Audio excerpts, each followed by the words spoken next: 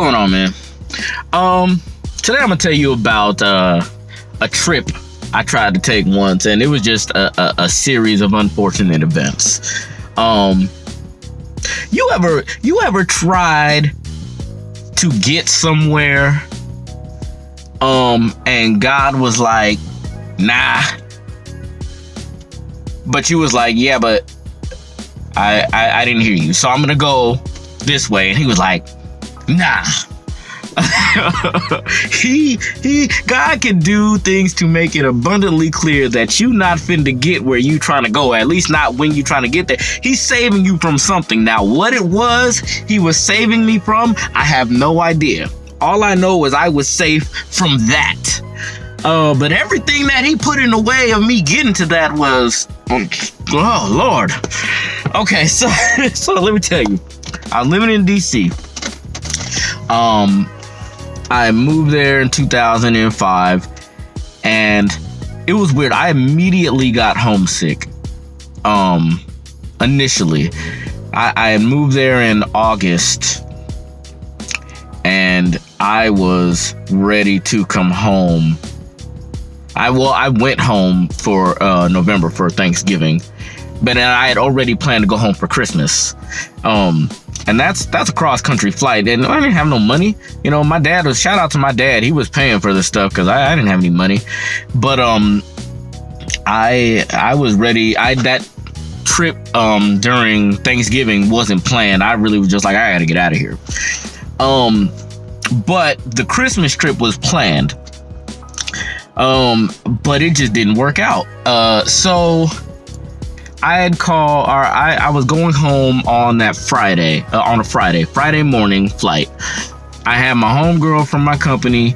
She was going to come, because she had a car, she was going to come pick me up from my apartment early morning, take me to the airport, drop me off, I was going to catch my flight. I was going to get home early afternoon, I think like 1 o'clock. It was like an 8 a.m. flight or something like that. I'm getting home like 1 o'clock. I was gonna go see my girl, kick it with the fam, do this whole thing. So that morning, I wake up, I'm ready. I got my bag, I'm ready to go. I'm sitting there. She's supposed to be there 6 a.m. Or maybe 5:30, I don't know. Whatever time it was, came and went, and I was like, bruh. So I call her. She's like, I'm sorry. I'm on the way. And I'm like, oh man, okay, here we go. So she finally gets there. She late. She like a half hour late. She said this is what she said, and because I know how the story plays out, I am very inclined to believe this. She said something fell off her shelf, hit her alarm clock, breaking it or whatever, didn't go off. So she wakes up late. I was like, fine. She gets there, got my bag, go to put my bag in her car. The bag does not fit in her car. I don't know if it's because she has a small car or because I have fat clothes. I'm not sure. Whatever the case was, the bag was not fitting into the car. Wouldn't go into, too big for the trunk. The back seat, tried to stuff it in there, wouldn't work. So had to unpack some stuff. My stuff, because I had Christmas presents in there too. So unpack stuff, get in the car. So now we way behind schedule. So we're going, and we get on the freeway, and we hit traffic, bad traffic. And I'm looking at the clock. I'm like, oh Lord, I can't miss this flight. But we in traffic. Finally, we get out of traffic and we going. We like, okay, you know what? This is gonna work. The damn car starts to smoke. Lights going off, blinking, all kind of shit happening. So now we got to pull over on the side of the freeway because it's going all the way bad. And I'm like, oh gosh. So I don't even remember what the problem was. But here's what really upset me. After about 20 minutes of sitting there letting it smoke, it stopped and it never did it again. The car drove fine. So we get to the airport it was 8 o'clock was the flight. We get to the airport at 8 o'clock. I'm sure it wasn't my flight that I saw, but as we pull up, I see a plane taking off, and my mind was like, there goes my plane. She's like, here you go. I was like, thank you.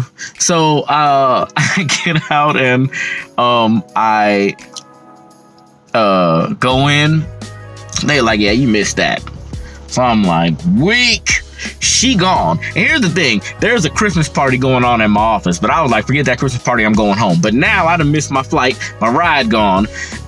And I'm broke. Well, no, so I do got money, but not money that I'm trying to spend, especially because I missed a flight.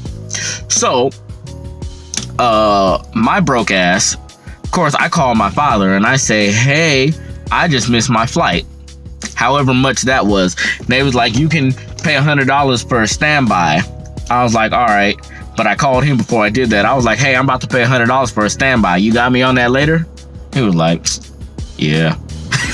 I'm sorry, Pop. I appreciate you though. So I paid $100. I'm on standby. I wait in the airport, I think 5 hours or something like that. Finally, no, it had to be longer. It was like 8. It was a full day. It was a full work day. Waited in the airport for 8 hours. On standby.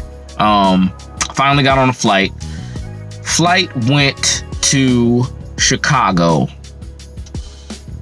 and laid over there for 2 hours. At this time in Chicago, it was freezing. It was 17 degrees outside. That's what they were telling us.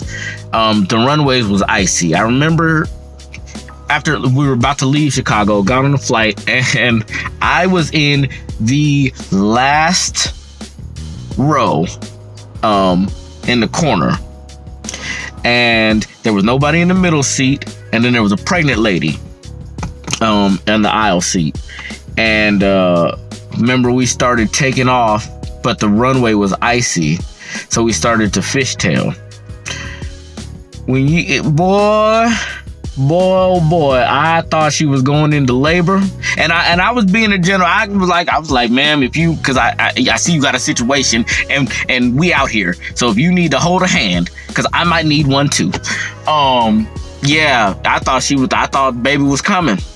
But because it was scary. It was scary, and somewhere around this time or that year, like a plane in Vegas slid off the runway. And so that was fresh in my mind. So I was like, I can't go like this.